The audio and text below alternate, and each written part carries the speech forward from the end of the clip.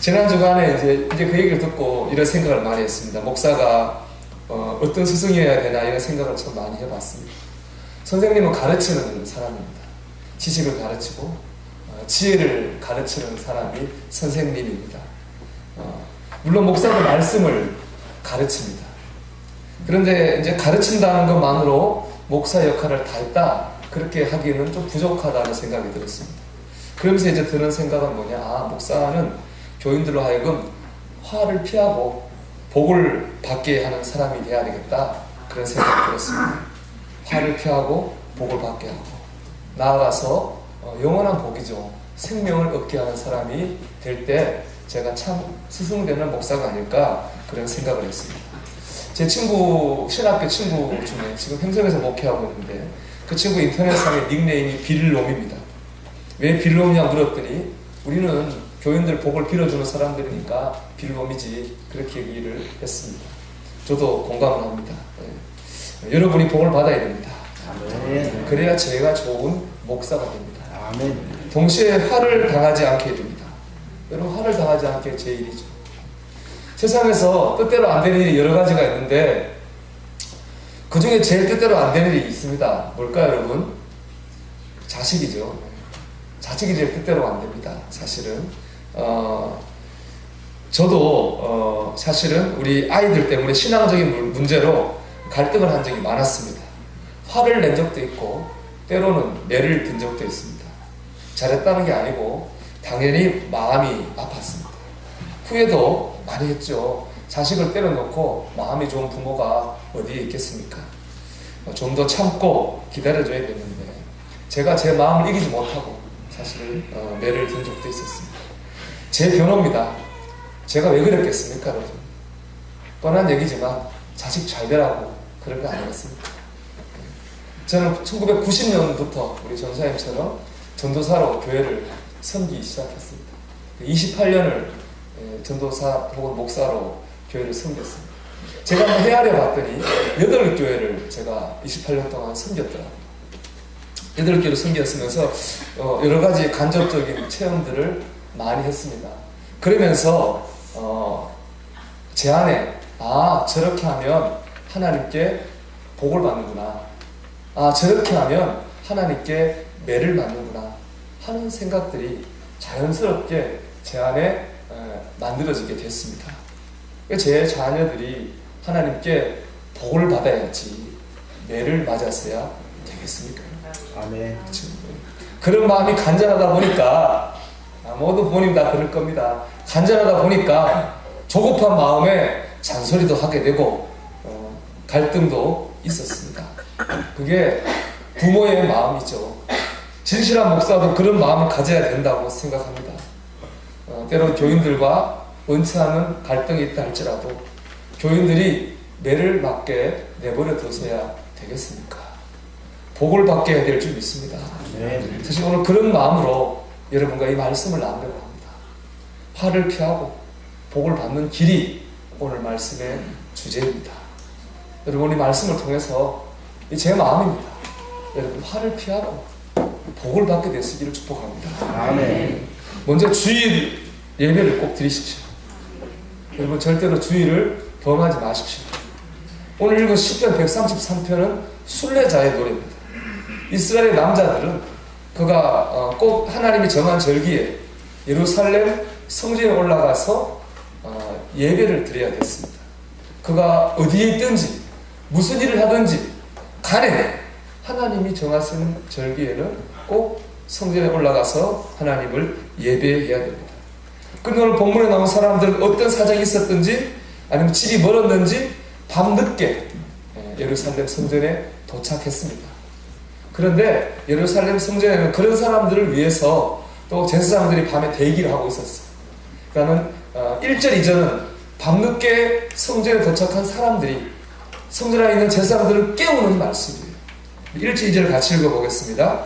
보라, 밤에 여호와의 성전에 서 있는 여호와의 모든 종들아, 여호와를 송축하라. 성소를 향하여 너희 손을 들고 여호와를 송축하라. 아멘. 빨리 일어나십시오. 나를 위해서, 우리를 위해서 예배를 드려주십시오 하고 예배자들을 막 제사장들을 깨우는 거예요. 깨우니까 일어난 제사장들이 밤늦게 달려온 예배자들을 이렇게 축복합니다. 이게 3절 말씀입니다. 3절 같이 읽어볼까요?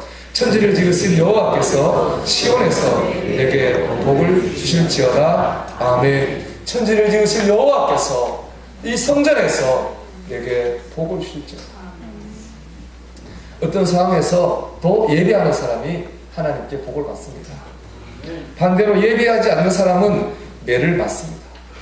제가 우리 교회 부임해서 교회 이름을 은혜교회로 바꿨습니다. 전 은혜란 말이 참 제일 좋습니다. 은혜는 하나님의 용서입니다. 은혜는 하나님의 사랑입니다. 이 말이 좋습니다. 하나님 우리를 한없이 용서하시고 하나님 우리를 한없이 사랑하시는 분입니다. 그 사랑에 감동받아서 마음이 바뀌고 삶이 바뀌는 게 신앙생활이라고 믿습니다. 두려워서 믿는 게 아니라 그 사랑에 감동되어 믿는 것이죠. 그래서 저는 교회는 가장 편한 곳이라고 생각합니다. 왜냐하면 이 교회 안에는 하나님의 용서가 있고 하나님의 사랑이 있기 때문에 그렇습니다. 지금도 그 생각은 한치도 변함이 없습니다. 그런데 그런 관점에서 보면 예배를 빼먹으면 하나님께 매를 맞고 화를 당한다고 하는 것은 앞뒤가 안 맞는 말씀입니다. 사랑과 용서와 안 맞는 말이잖아요. 그럼에도 불구하고 이렇게 제가 말씀을 드리는 이유는 제가 겪은 상처, 그 트라우마 때문에 그렇습니다. 저는 주일을 귀하게 여기지 않아서 큰 아픔을 겪은 적이 있습니다. 제게는 일생을 잊을 수 없는 아픔이고 상처입니다. 그런 상처와 아픔을 제 아이들이 겪어서야 되겠습니까? 그런 상처와 실패를 제가 목회하는 교인들이 겪게 한다면 저는 절대로 좋은 스승이 될 수 없다고 생각합니다. 여러분, 하나님은 우상이 아닙니다. 하나님은 살아 계신 분입니다. 돌이나 나무로 만든 우상은 아무리 화려해 보여도 그건 죽은 것입니다. 반응이 없습니다. 하나님은 살아계십니다. 살아계신 존재의 특징은 뭐냐? 반응한다고 하는 것입니다. 하나님은 반응하세요. 이렇게만 말씀합니다. 내 하나님 여호와는 질투하는 하나님인 즉 나를 미워하는 자의 죄값을 받게 하고 나를 사랑하는 자는 은혜를 베풀 것이다. 이렇게 말씀했어요. 미워하는 자, 하나님은 질투하는 분이라 나를 미워하는 자는 죄값을 받을 것이고 나를 사랑하는 자는 은혜를 받을 것이다. 하나님은 살아계셔서 반응하십니다. 저는 주일을 빠져도 아무 일도 없던데요. 여러분 좋아할 일이 아닙니다. 이번 주에 아무 일도 없다 해가지고 다음 주에 아무 일도 없으란 보장은 없습니다. 하나님이 언제까지 참으시고 언제까지 기다리신다는 보장이 없습니다.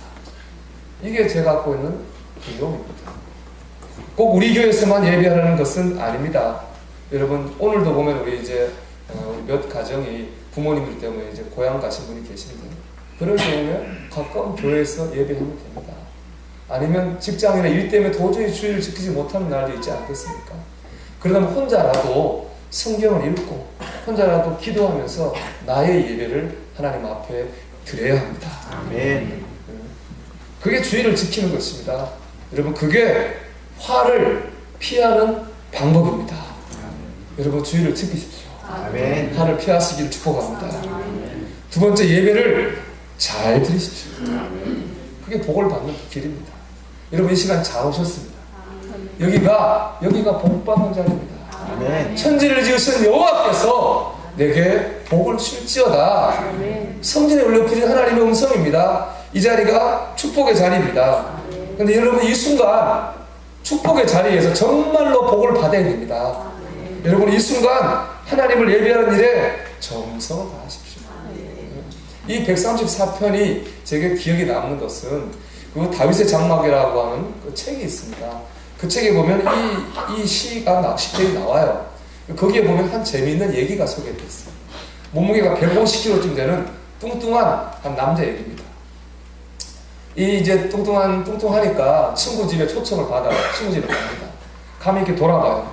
집을 쫙 돌아보고 자기가 앉아도 무너지지 않을 것 같은 철로 만든 의자 있죠. 철제 의자가 있으면 그 집에 멉니다. 그리고 즐겁게 교제를 합니다.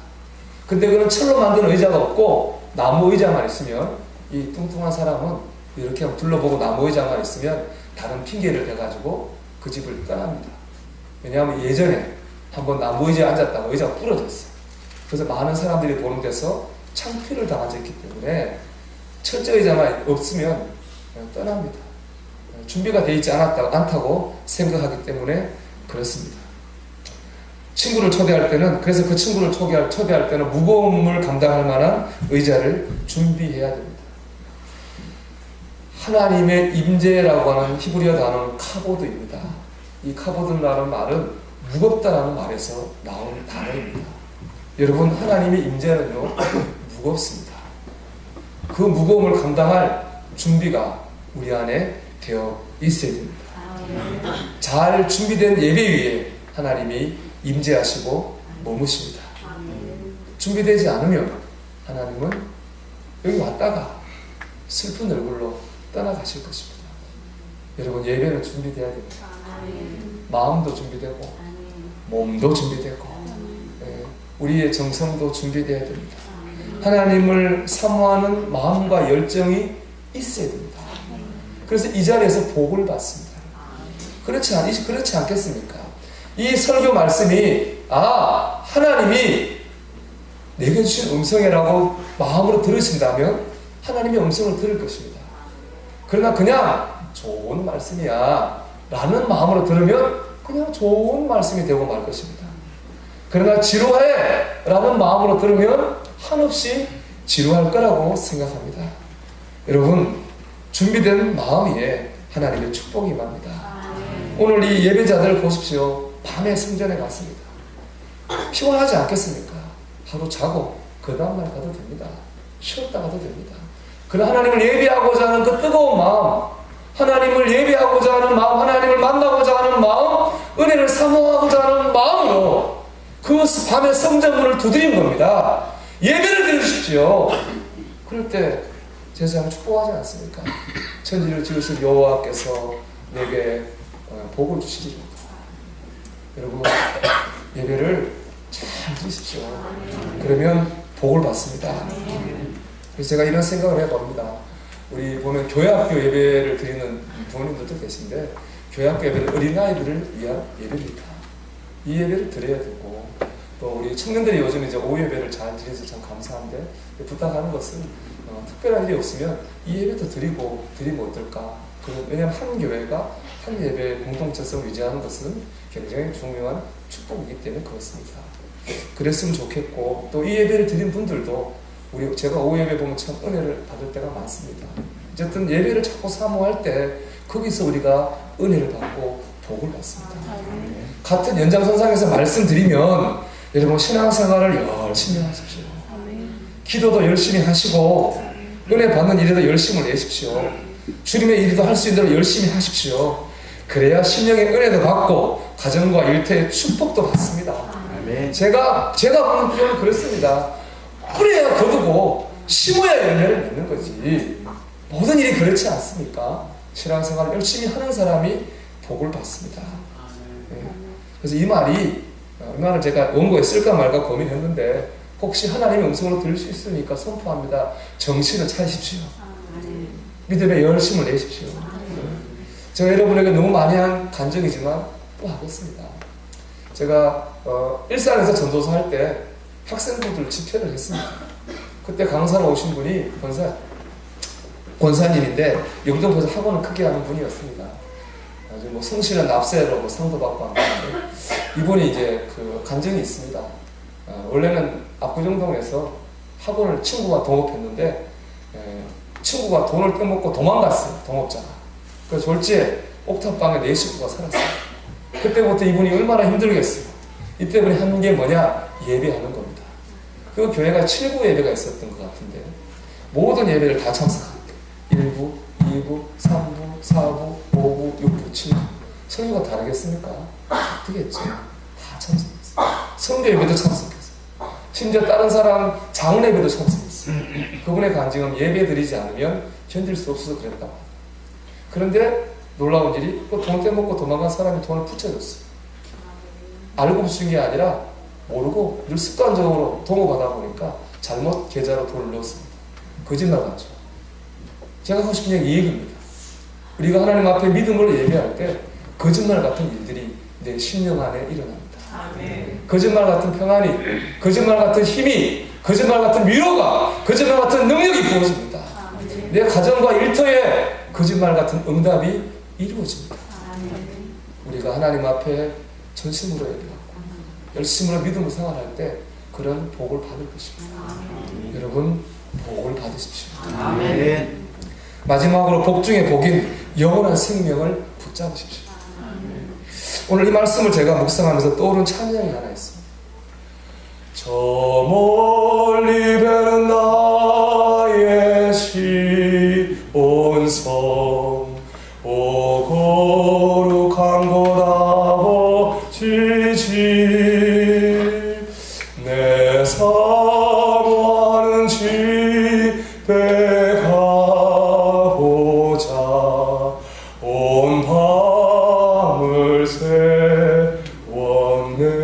세웠네. 이 찬양이 또 밤에 성전을 두드리는 이 순례자를 우리도 언젠가 그렇게 되지 않겠습니까? 언젠가 천국 문 앞에 우리가 설 것입니다. 그때 문을 두드리면 이렇게 얘기할 것 같아요. 하나님, 제가 왔습니다. 유혹과 시험이 참 많은 삶을 살았습니다. 약해서 넘어진 적도 있었습니다. 믿음이 흔들린 적도 있었습니다. 하지만 하나님이 도와주셔서 그래도 믿음을 지켜서 이 문 앞에 하나님, 제가 왔습니다. 그리고 천사들이 이렇게 얘기할 것 같아요. 천지를 지으신 여호와께서 내게 복을 주실 것이다. 그런 이 어떤 환상이라고 할까, 그런 게 떠올랐습니다. 이 말씀을 믿든 안 믿든 우리는 언젠가 이 땅을 떠납니다. 몸은 흙으로 돌아갑니다. 이것이 인생입니다. 근데 천국을 믿는 사람과 믿지 않는 사람의 차이가 있습니다. 그게 뭐냐? 천국을 믿는 사람은 순례자로 살아갑니다. 천국을 믿지 않는 사람은 방랑자로 살아갑니다. 순례자는 어떤 사람이냐? 갈 곳이 있는 사람입니다. 그리고 그 갈 곳을 보고 살기 때문에 방황하지 않습니다. 그러나 방랑자는 갈 곳이 없어요. 볼 곳도 없어요. 글자 그대로 방랑합니다. 돈이 최고야면 돈을 막 쫓아갑니다. 권세가 최고야면 권세를 쫓아갑니다. 아니야, 내가 행복하는데 쾌락이 최고야, 쾌락을 쫓아갑니다. 그렇게 이리저리 휩쓸려 다니다 어느 날 문득 죽음 앞에 서게 됩니다. 그게 방랑자의 삶입니다. 우리는 순례자입니다. 돈을 등지고 성공을 등지고 세상을 등지자는 말이 아닙니다. 열심히 살아야 됩니다. 복을 받아야 됩니다. 그런데 이 중심을 놓쳐서는 안 됩니다. 그날 천국 문을 바라봐야 됩니다. 내 인생의 가장 큰 성공, 가장 큰 축복은 그날 천국 문 앞에서 아버지, 제가 왔습니다. 그 자리가 가장 큰 성공이고 가장 큰 축복임을 중심에 붙잡아야 됩니다. 그럴 때 우리는 영원한 생명을 얻게 될 것입니다. 그 자리에서 바라기는 그 자리에서 저와 여러분이 만나게 될 때 정말 저는 여러분에게 그래도 목사로서 잘 감당한 거 아닌가 그런 생각을 해보았습니다. 사랑하는 여러분, 예배하십시오. 잘 예배하십시오. 열심히 드십시오. 여러분, 화가 아니라 복을 받으십시오. 무엇보다 천국문을 향해 나아가는 순례자가 되시기 주님의 이름으로 축복합니다. 찬송. 그 사랑만으로 나 완전한